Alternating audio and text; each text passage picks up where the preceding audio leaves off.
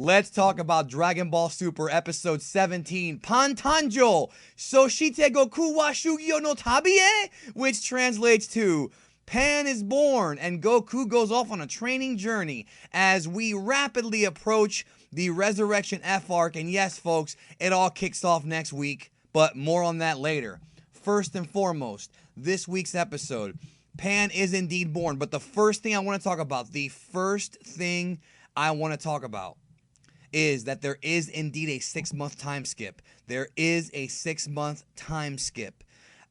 So it's official, like it said in the series, that now after the last episode, Pan is now born. And the first half of this episode really it was pretty much all about Pan. And, you know, it's very, very cute, very adorable what we see. There's a fun little like back and forth between Mr. Satan and Gohan. Gohan goes into his Great Saiyaman form and they start sparring, and it's funny because whenever I see this, you know that Gohan could whoop his ass with ease. And Mr. Satan actually looks pretty impressive throwing the baby around. And of course, the idea that they both have is that they want Pan to grow up and be a really strong martial artist because, of course, she is the descendant of the two most powerful fighters of all time, Son Goku and Mr. Satan, right? So really fun stuff here, but of course Chi-Chi shows up and Chi-Chi is not happy because she doesn't want another fighter in the family. Too many fighters, let's get some scholars here. But hey, what the hell, it worked for Gohan, right? You got Gohan to be a scholar. He's kind of a weakling, so come on, you know. But hey, it's gonna be a back and forth here. Very typical stuff, you know, from these characters. So moving on, we then go to Krillin and we see Bulma. Well, first we see Bulma in a car, and this is her first official appearance in the Resurrection F look, you know, with the white shirt and kind of the shorter blue hair. And Krillin is a cop, and we actually see it wasn't a frame by frame redo, but it was like a adaptation of that scene from Resurrection F with the two criminals. It's the same exact two criminals, and they are caught, of course, by Krillin. Bulma's mad. Bulma actually chases them down in this version of the story, but it's the same two criminals. So that's our first official like scene from Resurrection F redone. And I like this version a lot because even though Bulma chases them down, Krillin eventually does get them. Krillin then writes Bulma a speeding ticket, which was awesome. And Bulma's surprised to see him as a cop, and she was pissed. And yes, folks, the One Piece ringtone from Resurrection F is here. So is this episode the official kickoff of the Resurrection F arc? I don't know, but the one thing's for certain that I guess that you could call it that. I mean, you didn't see Frieza in the like, you know, like in the title card. And I think that we will, but I think it would be the first official kickoff.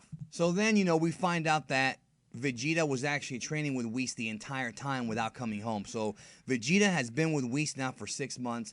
Did Whis help Vegeta unlock SS God SS or SS Blue? We'll find out soon, but 6 months to train with Whis is a long time. So he's got 6 months ahead of Goku. So at this point, it is very possible that Vegeta has indeed surpassed Goku. Don't write that one off, folks. It's very, very possible. So Goku discovers that Vegeta's training with Whis, and he wants in on the action. So they had this fun little awesome montage that was so funny. It reminded me of like 90s Nickelodeon kind of humor where Goku, like from the Nicktoons, where Goku is trying to find Bulma. And he's like basically stalking her everywhere he goes. She's on her laptop. She's out and about. He's following her. He's like, please get a hold of Whis. Please get a hold of Whis. So Bulma's like, why don't you call him? And gives him a smartphone. And we have this awesome sequence of Goku trying to figure out how to use a smartphone.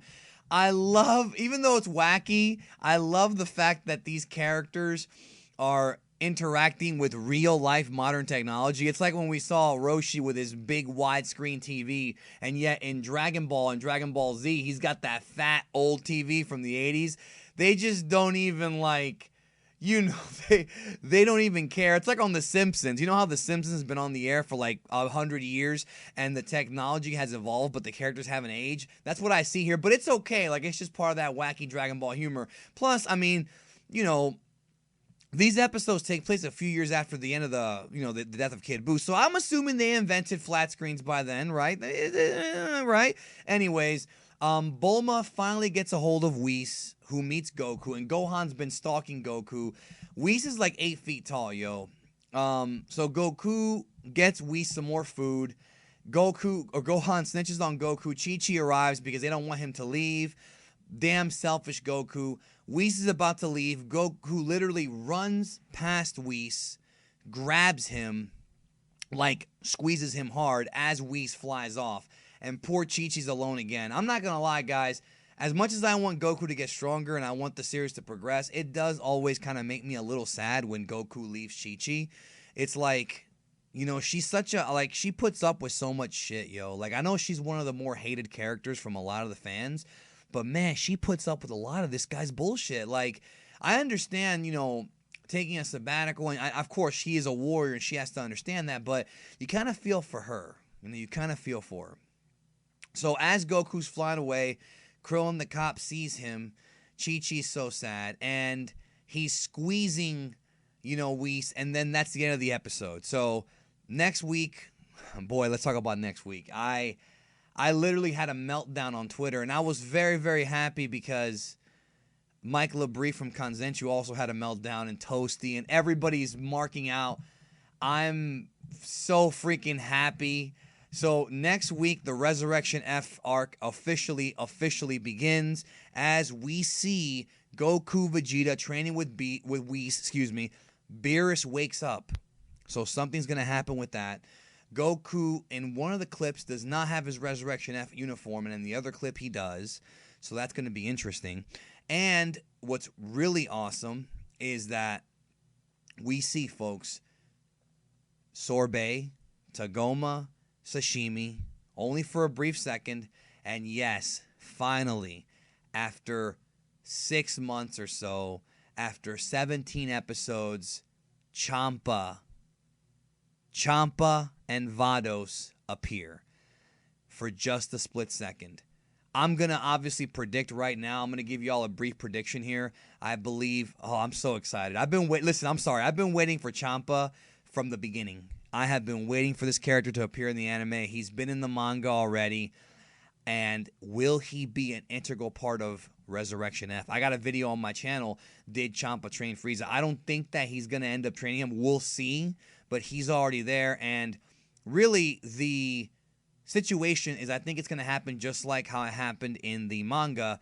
There's going to be a mysterious, like, explosion somewhere in space. And Frieza's henchmen, Sorbet and Tagoma, a whole bunch of them are going to die. And just like in the manga, and by the way, folks, this was in chapter 4, I believe, of the Toyotaro manga when we saw this. That's so if you want a reference point, that's where it's from. That's when we're going to see Champa blow up a planet, and we're probably going to have a brief conversation with Vados and Champa talking about the Super Dragon Balls, we don't know if they're Super Dragon Balls, the magical wishing orbs. Maybe it's possible that scene where the Kais go to Namek may have been during the Resurrection F fight, and that's why we didn't see them at all in the movie. That's a big possibility as well. You know, these thoughts do come to mind as I record this. But yeah, I think that, again, my prediction, I think that Champa and Vados are going to blow up some kind of big, you know, army or military ship or something, and then that's going to be the catalyst for Sorbet and Tagoma saying, okay, we just lost our last infantry. We need to go to Earth and revive Frieza. And we do know that in the next episode, even though we didn't see it in the... Well, maybe not the next one, but definitely the one after, there is a shot of our buddy Frieza suffering in hell. So it's happening, folks. The Resurrection F arc is here. I know the movie just came out this year. A lot of you guys picked it up on DVD and Blu-ray last week, and it's a fresh story. But now they're going to change it up, and I really hope they do change it up for the better. I hope we do see Frieza's training. I hope we do see Vados and Champa. Just seeing them, yo, I literally lost my mind. I had a meltdown. It was so awesome. Anyways, thanks again for watching this review of Dragon Ball Super Episode 17, Episode 18 next week. When will we see Jocko? I think we'll see him very soon. I got a big smile on my face right now. Give me your thoughts below on this episode. Did you like it? Are you excited about where things are going? I know I am, and it's not perfect, but I'm still excited. I'm still really anticipating what we're going to see. Anyways, thanks again. I'll catch you guys down the road. Hey, Super Tubers, don't forget to rate, comment, subscribe, and spread the word about the channel, and find me on these social media platforms.